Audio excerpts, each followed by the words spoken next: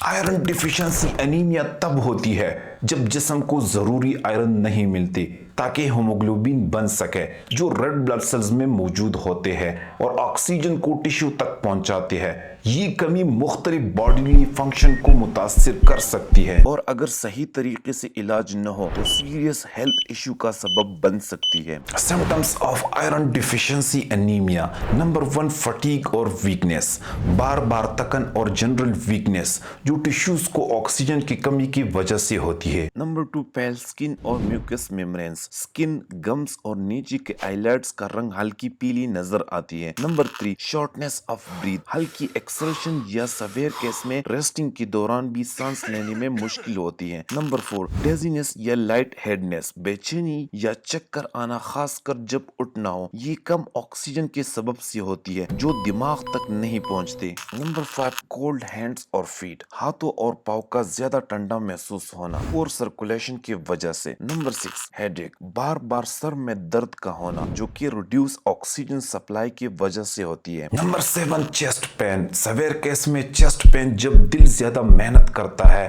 Blood pump करने के लिए। नंबर 8, ब्राइटल नेल्स और हेयर लॉस, कमजोर और ब्राइटल नेल्स, बालों का पतला होना या गिरना। नंबर 9, रेस्टलेस लेग्स सिंड्रोम, बेचैनी और लेग्स को हिलाने की जरूरत खासकर रात को। नंबर 10, पाइका, नॉन न्यूट्रिटिव चीजों जैसे आइस या मिट्टी खाने की क्रेविंग जो कि सवेयर आयरन डिफिशियंसी को इंडिकेट करता है। Cause of iron deficiency anaemia. Number 1, poor dietary choices या आयरन रिच फूड की कमी। नंबर 2, प्रेगनेंसी और ब्रेस्ट फीडिंग, फेटल डेवलपमेंट और ब्रेस्ट फीडिंग को सपोर्ट करने के लिए आयरन की ज्यादा जरूरत होती है, इसीलिए जिस्म में खून की कमी आती है। ग्रोथ सपोर्ट, बच्चों और नौजवानों के रैपिड ग्रोथ पेस के दौरान आयरन की जरूरत बढ़ जाती है। Number 3, blood loss, menstrual blood loss, heavy period से आयरन लेवल में अहम कमी आती है। नंबर 4, गैस्ट्रोइंटेस्टाइनल ब्लीडिंग, ऐसी कंडीशन जैसे अल्सर या बवासीर जो क्रॉनिक ब्लीडिंग का सबब बनती है। नंबर 5, सर्जरी और चोट, सर्जरीज या इंजरीज से खून का जिया आयरन डिफिशियंसी का सबब बनती है।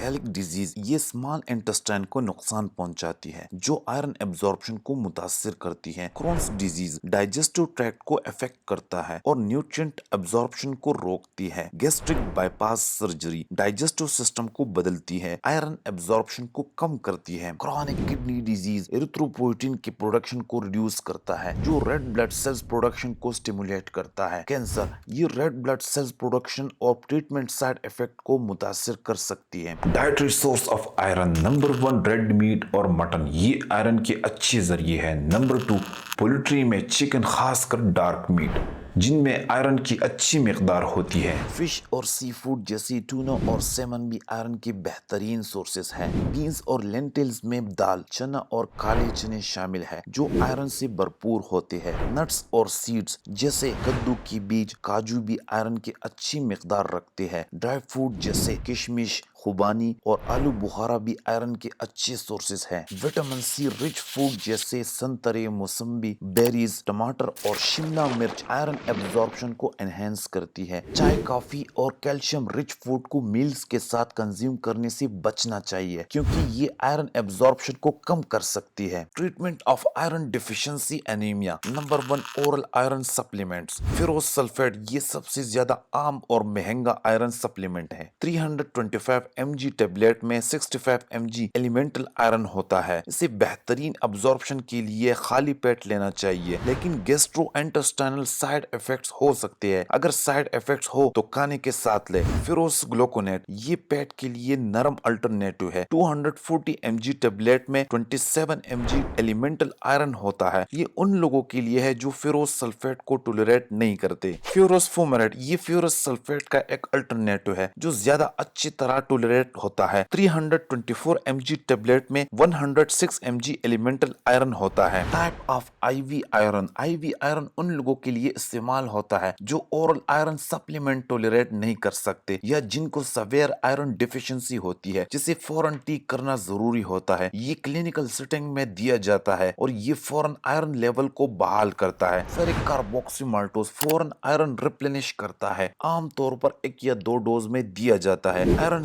سکروز کرونک کڈنی ڈیزیز کے پیشنٹ کے لیے یوز ہوتا ہے. آئرن ڈیکسٹران بڑا آئرن ڈیفلیکٹ والے پیشنٹ کے لیے ہوتا ہے مگر اس میں الرجک ریئیکشن کا خطرہ ہوتا ہے, اس لیے ٹیسٹ ڈوز دینا ضروری ہے. سب سے زیادہ ضروری ہے کہ بنیادی وجہ کا علاج کیا جائے. آئرن ڈیفیشنسی کا علاج کرنے کے لیے اس کی بنیادی وجہ کو پہچاننا اور ایڈریس کرنا بہت ضروری ہے. اس میں کرونک کنڈیشن کا علاج کرنا شامل ہو سکتا ہے جیسے کہ انفلیمیٹری باؤل ڈیزیز یا کڈنی ڈیزیز. کرونک بلڈ لاس کے سورس کو ایڈریس کرنا جیسے کہ ہیوی مینسٹرول پیریڈز یا گیسٹرو انٹسٹائنل بلیڈنگ.